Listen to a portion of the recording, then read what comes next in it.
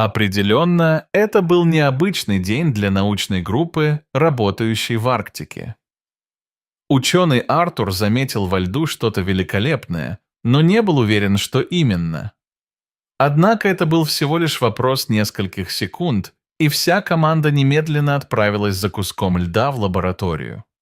Одному Богу известно, как долго это существо было заморожено во льду, прежде чем его нашел Артур.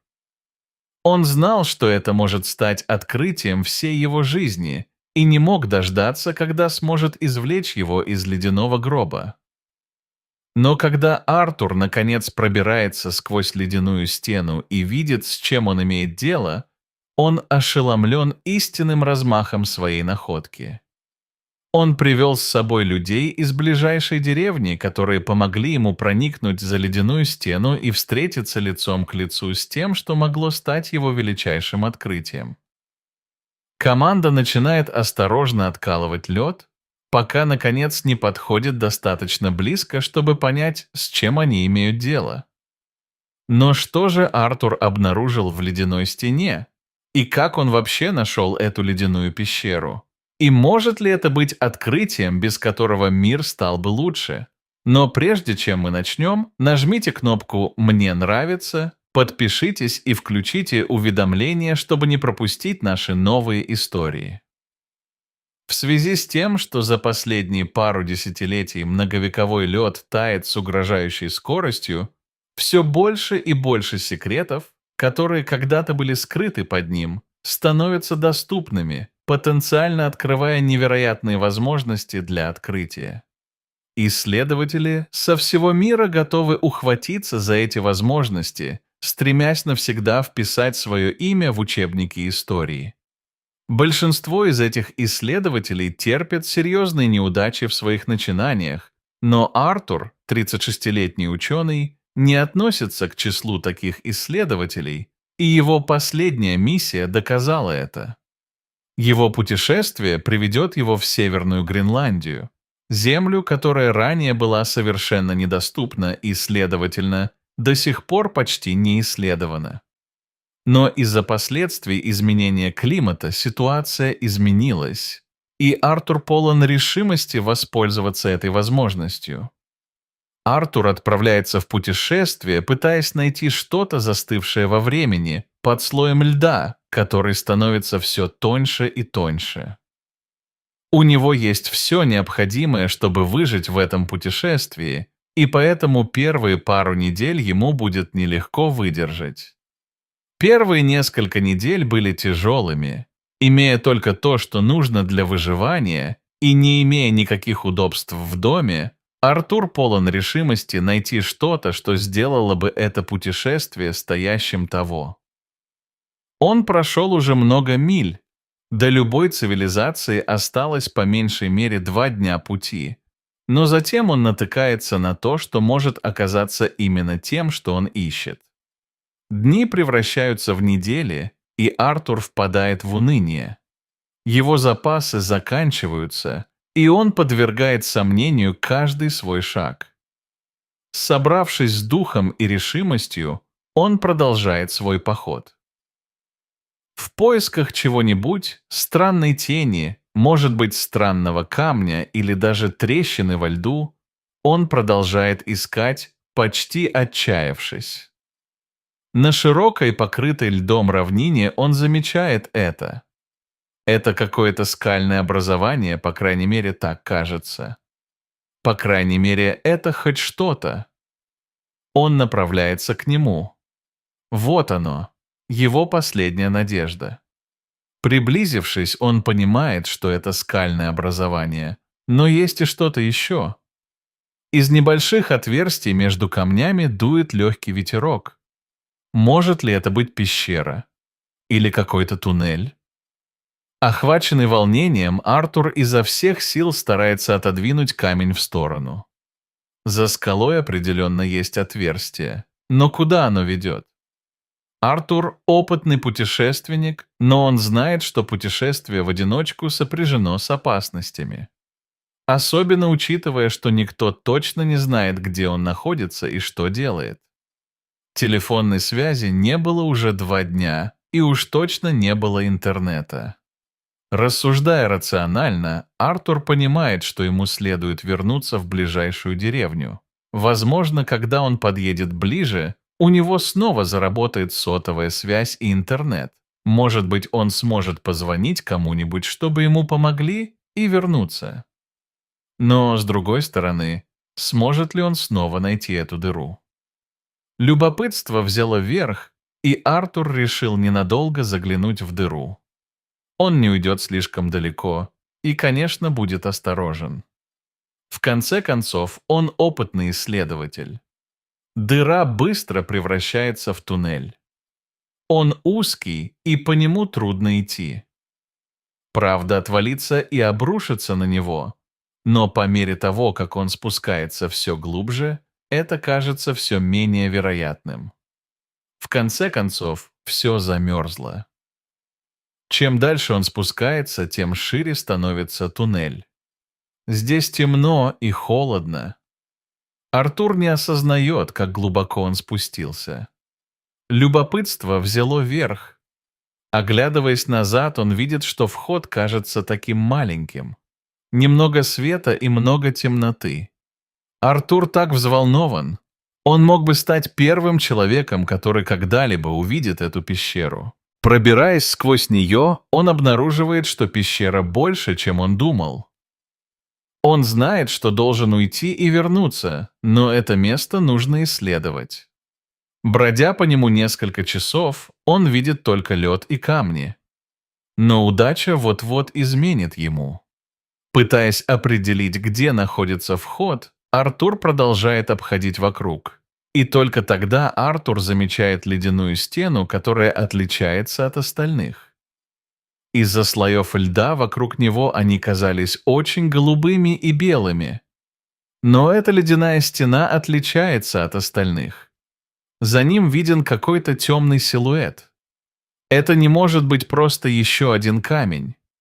Это показалось ему странным, и он должен был выяснить, что это такое. Подойдя ближе к ледяной стене, он посветил на нее фонариком. Здесь определенно что-то есть, но что? Он направляет луч фонаря на темный силуэт, пытаясь разглядеть хоть что-нибудь, что могло бы подсказать ему, что это такое. Перебирая свои скудные запасы, Артур находит маленькую кирку и начинает откалывать лед. К сожалению, это довольно солидно, но учитывая, насколько незначительного прогресса он добился, оно того просто не стоит. Он был упрям весь день. Это правда, что он принял несколько сомнительных решений. В конце концов, он находится глубоко под землей, в пещере, совсем один, и никто даже не знает, что он здесь. Пришло время вернуться и позвать на помощь. Он не может сделать это открытие в одиночку. Пришло время проявить благоразумие и покончить с этим. Перед уходом он достает лист бумаги и начинает наносить на карту пещеру, насколько это возможно.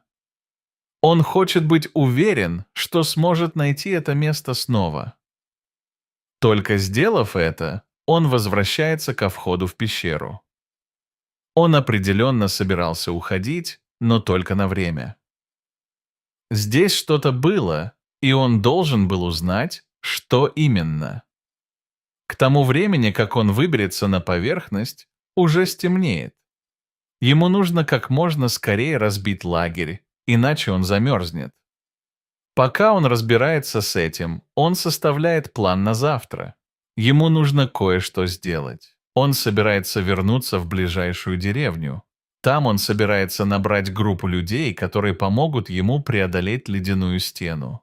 Он мог бы рассказать об этом своим коллегам, но они будут совать свой нос в это дело. Возможно, даже попытаются присвоить себе его заслуги. Он хочет сделать это открытие самостоятельно. Себя. Обратный путь в деревню был долгим и трудным. Поднялся холодный ветер, и в воздухе повалил снег. Артуру грозила серьезная опасность переохлаждения, но ему было все равно. Он был больше озабочен тем, чтобы вспомнить, как ему найти дорогу обратно в пещеру. Всю ночь Артуру снился темный силуэт. Что бы это могло быть? Новый вид? Нечто, созданное людьми давным-давно? Посмеиваясь про себя, он даже рассматривает идею снежного человека, но это абсурдно. Он почти не спит, но утром Артур готов отправиться в путь с первыми лучами солнца. Он отметил свое точное местоположение на скачанной цифровой карте, но это было очень неточно, так как карта была слишком уменьшена, и он был параноиком, когда ставил что-то вроде флага рядом с пещерой только потому, что кто-то другой мог ее найти. Поэтому он изо всех сил старался запомнить местоположение пещеры. Точное местоположение на обратном пути. Он выбрал определенные ориентиры, которые помогли ему снова определить точное местоположение пещеры. Он был полон решимости найти дорогу обратно в пещеру, чего бы это ни стоило. В городе Артуру быстро удается найти нескольких парней, которые готовы помочь ему за деньги. Он почти не рассказывает им о том, что, по его мнению, он нашел, и говорит только, что ему нужна помощь, чтобы откопать что-то из-под льда. Люди в этом районе готовы на все за деньги. К счастью, горожанам не интересно задавать много вопросов, они просто хотят быстро подзаработать. Остаток дня они потратили на подготовку к обратной дороге. Они позаботились о том, чтобы у них было необходимое оборудование для работы. Артур был очень взволнован быстрой реакцией местных жителей. Вскоре он заявит о своем открытии. Открытие. Они получают припасы, инструменты и снегоходы, способные передвигаться по пересеченной местности. Из-за этого и из-за того, что Артур платит помощникам, его банковский счет быстро истощается, но он готов потратить все до последнего пенни, что у него есть, и даже залезть в долги, если потребуется, лишь бы сделать это открытие. Он просто чувствует, что это навсегда закрепит его место в истории. Он всегда хотел прославиться каким-нибудь своим открытием. На следующий день они пытаются вернуться в прошлое, чтобы найти точное местоположение, но это оказывается намного сложнее, чем Артур надеялся. К счастью, они могут легко найти местность, в которой находится пещера, потому что Артур отметил ее на карте. Но из-за того, что последние сутки бушевала снежная буря, большая часть территории была покрыта снегом. Вход в пещеру так и не был найден. Артур немного отчаялся, как такое могло случиться. Достопримечательности, которые Артур пытался запомнить, в основном скрыты, и это значительно затрудняет поиски пещеры. После нескольких часов попыток горожане готовы сдаться и вернуться обратно. Но, к счастью, до этого дело не доходит, так как один из помощников, который ковырял землю палкой, внезапно чувствует, что она проходит сквозь землю и падает вниз. Он ткнул палкой прямо в занесенную снегом ямку. Сердце Артура замирает. Это оно. Это все, о чем он был в состоянии думать последние пару часов. Они спускаются в пещеру так быстро, как только могут. Им все равно приходилось соблюдать осторожность. Весь путь вниз был скользким, и Артур не хотел, чтобы кто-нибудь пострадал. Когда Артур снова ступает в большую пещеру, она остается в точности такой, какой он ее помнит. Он почти бегом устремляется к пещере, чтобы добраться до своего замороженного сокровища, и через несколько минут находит его снова. Вот она, огромная стена с силуэтом внутри нее. Горожане в полном замешательстве от того, что они видят. Артур ничего не говорил им о том, что им придется докапываться до этого. На секунду Артур задумался, захотят ли горожане помочь ему в его начинании. Теперь сами помощники пришли в восторг. Неужели они собираются стать частью чего-то исторического? Они быстро приступают к работе, но стараются быть как можно осторожнее. Они не хотят рисковать и каким-либо образом повредить находку. Им нужно, чтобы она была в идеальном состоянии, если это вообще возможно. Слой льда очень толстый, и пробираться сквозь него так осторожно, как они это делают, занимает чертовски много времени. Они даже не были уверены, привезли ли с собой необходимое оборудование для этой работы. Один из рабочих слишком сильно ударился об лед, и все прекратили свои занятия. Внезапно в пещере раздался грохот, начиная с того места, где рабочий ударился об лед. Начали образовываться большие трещины, которые быстро распространялись по льду. Все помощники отступают на пару шагов, а некоторые даже снова начинают бежать к входу, опасаясь, что вся пещера вот-вот обрушится.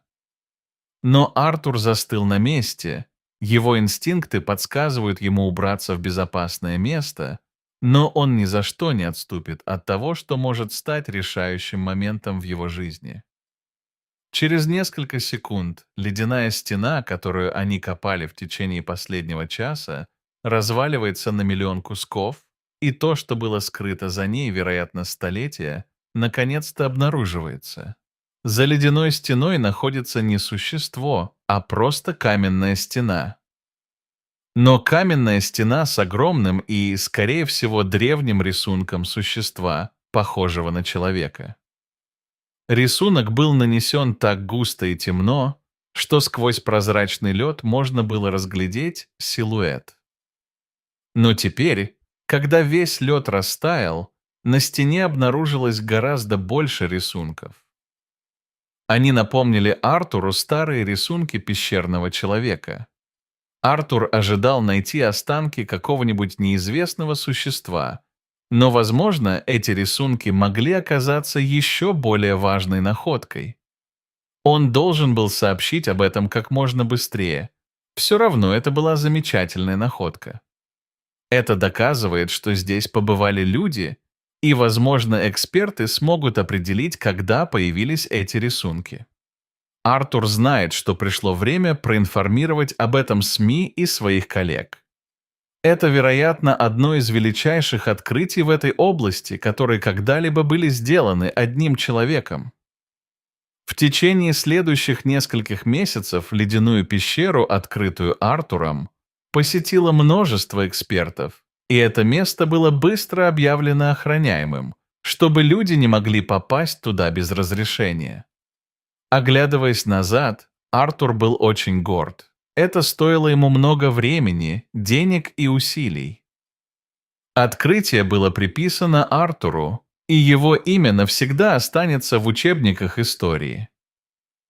Это было и остается его главным достижением как ученого. Возможно, он и не разбогател на этом открытии, но в любом случае его больше волновали заслуги. Большое вам спасибо за просмотр. Если вам понравилась эта история, пожалуйста, не забудьте поставить лайк на видео, подписаться и нажать на колокольчик уведомления, чтобы никогда не пропустить такие невероятные истории, как эта.